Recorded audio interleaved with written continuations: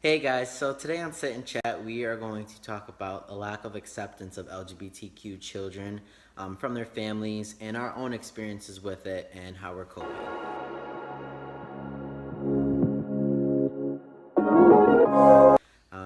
So, first, I've had like a really bad relationship with my mom since childhood. We just never really saw eye to eye. If you've seen our past videos, my coming out story, we'll put the link in the description.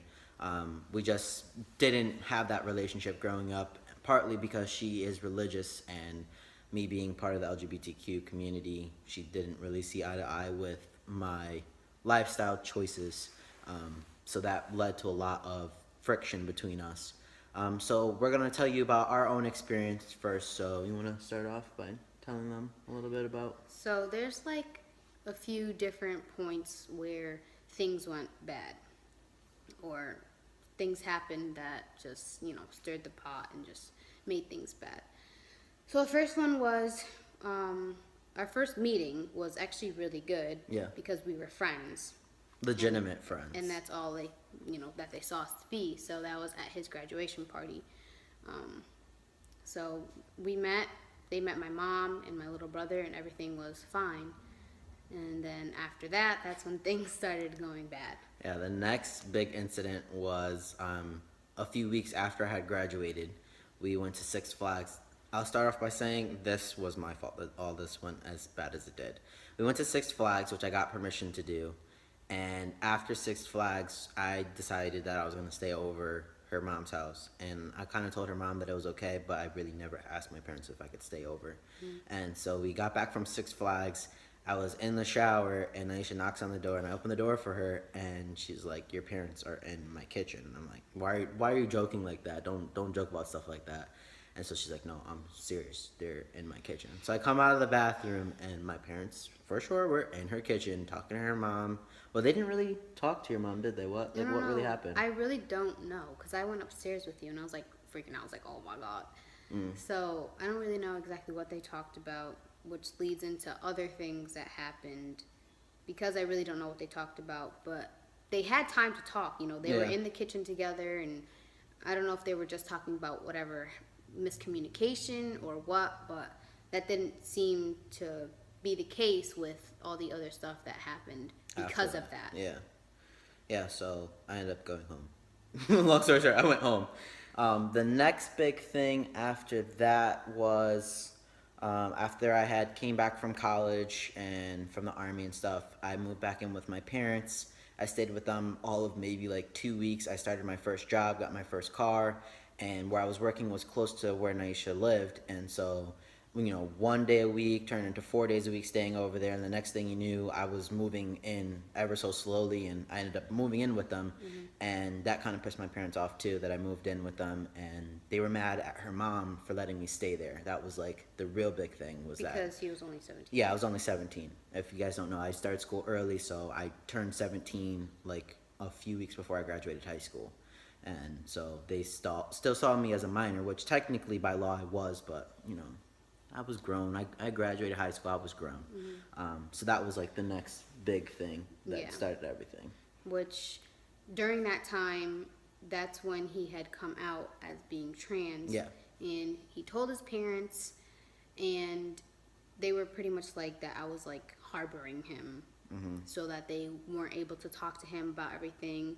Which, honestly, I thought they were just gonna have him talk to like a pastor or something and have his mind changed or whatever, which obviously wasn't the case because that just didn't happen. Like, they weren't able to get to him just because he was staying there, but even if they were able to get to him, like, his mind wasn't going to be changed through whatever ways that they were thinking about. So one day he was just having a really hard time. Like, he had told them, I think a few days before, and like, he was just having a really hard time. So I was like, let me just call your mom because I didn't know what to do because it was all new to me too, as well as it was new to them. So I was just like, let me just call and see, what they have to say or what your mom has to say. So first I texted from his phone to his mom asking permission if I could call and talk to her. She said yes, everything was fine, like nothing disrespectful was going on. So I called specifically just to talk about, her feelings or their feelings towards the situation, and it just went downhill. Like, Yeah. I had this phone on speaker. Everything that was said was heard by me, him, and his mom. That's it. Nobody else knows what exactly happened except for us three. Yeah. Mind you, the whole time all this is going on, I'm boohoo, snot, and crying because that day was just horrible. It was bad. And like my mom is the type of person that I think I get this from her too. She's very stubborn and stuck in her ways. So she has something in her head. If you have a differing opinion, she doesn't really want to hear it. And so like the whole time that they're having this conversation, it's really one-sided because my mom was doing all the talking. And so my mom started taking it a different route. She took the conversation into religion, and that wasn't the intent of the conversation. It was just to get a feel of where everybody was at and trying to, be that buffer between the two of us because we couldn't see eye to eye at all, and Naisha just wanted to make sure that both sides. I just wanted to inform. Yeah, exactly. And both tell sides them were informed about of everything. what being trans is. It's not like, it's not something you just wake up and you're just like, oh yeah, I just want to be completely different from how Right. everyone has seen me my whole life. Exactly. And so once it started to divert that way, the conversation was pretty much over at that point. I just checked out. I was just like, I didn't call to hear this, and I was pretty much just like, I really couldn't get a word in. So she just started like rambling on, and I was pretty much like, this is not what I came here to talk about. And I was like, I really don't want to talk to you anymore. And then that's when My dad picked up took the phone and he was just like, okay, that's it. This is Yeah. the end of the conversation. So I think that was probably the biggest thing that affected how my parents accepted or did not accept Naisha as my girlfriend. Was like the biggest factor. And then after that, we ended up moving to Massachusetts, and like this is like a year, almost 2 years later from everything initially happening, that we had like this, coming to terms, or I don't know what you want to call it. I don't even know what happened exactly. We were kind of just like talking about things. Every now and then I call my parents and I kind of like have a little check-in with them and see how they're doing, and like Kinda like kind of heart to see heart. exactly see where we started at and see where we're at now. And everything was kind of brought back up, and things were never resolved. So the fact that that was brought back up and nothing was resolved, some of those feelings of anger, and my parents felt like they were disrespected during that conversation. mom? Well, my mom, she felt like she was disrespected during that conversation. Some of those feelings were brought back up, and sorry, that was our dog Philly. Like those feelings kind of, made things bad again, because those feelings just stayed with them for a few days, and it just that kind of just stirred the pot again. Exactly. Which, if there was any, animosity towards that, it should have been resolved a long time ago. a long time ago. Like Maybe that- not right in that moment because things were so heated during that moment, but maybe like a few days later, tried to fix things, but it just didn't happen that way. All right, so now I just want to give some advice from experience, on how to deal with your parents or your family members when they're not accepting your significant other. The first thing I would say is try your best to inform them. Just talk about what to expect in your relationship, and try to talk about your relationship with them, I guess. And so it's not just oh, hey, by the way, this is my girlfriend, and introduce them on a whim. Second thing I would say is patience. Patience is huge. You need to be patient with yourself as well, and just knowing that, maybe they might not accept them, but maybe over time things will get better. So don't think that things are just going to change overnight.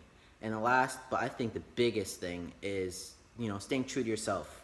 No matter how your parents see you or your relationship, staying true to your significant other and being there for them as well, because they're going through this just as much as you are. Just stay true to that and your relationship, and being honest with each other. Yeah. And from the other side of that, you pretty much being alone, in dealing with this, because it's your relationship with your significant other and then their parents that aren't so accepting of you in your relationship. Right. So I'd say talk to your significant other. Tell them how you feel. Tell them, things make you uncomfortable and stuff. Going on to my next thing is, time. Let them heal from whatever, incident or stuff that happened.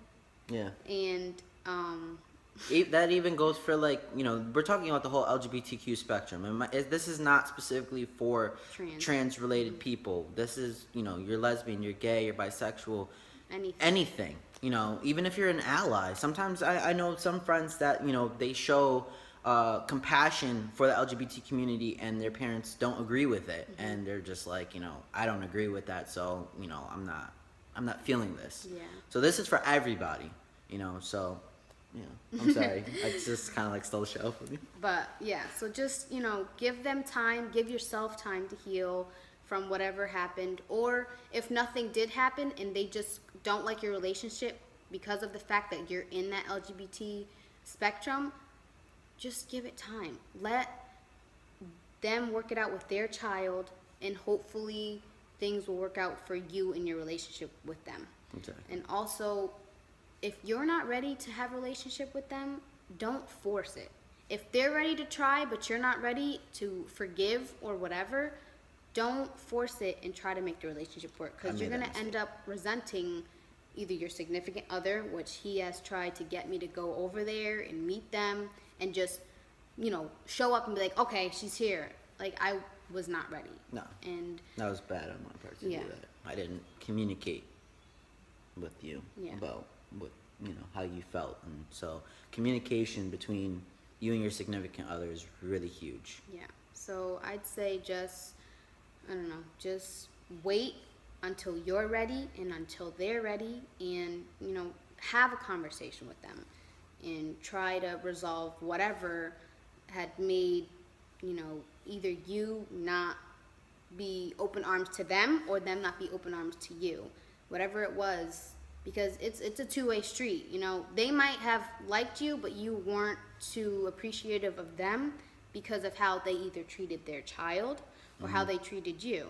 So, you just and start off small too. Don't just think you have to start off huge and have a huge family dinner or something. Which he's tried. I've tried that too. I'd say probably maybe even a phone call, a text message, something small, just to say, hey, I'm here, I'm not going anywhere. Pretty much this is it. You have one, now you have two. We come as a package deal now. So yeah, I think that's the best advice we can give you. Exactly. Guys.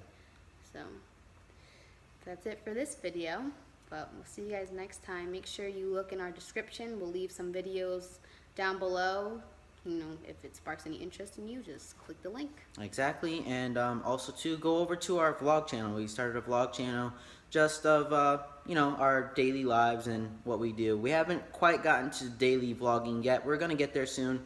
But just go ahead and go over to that vlog channel. We'll leave the link in the description, so you can go check that out. So make sure you like, share, subscribe, all that good stuff. All right, we'll see you guys next time. Bye.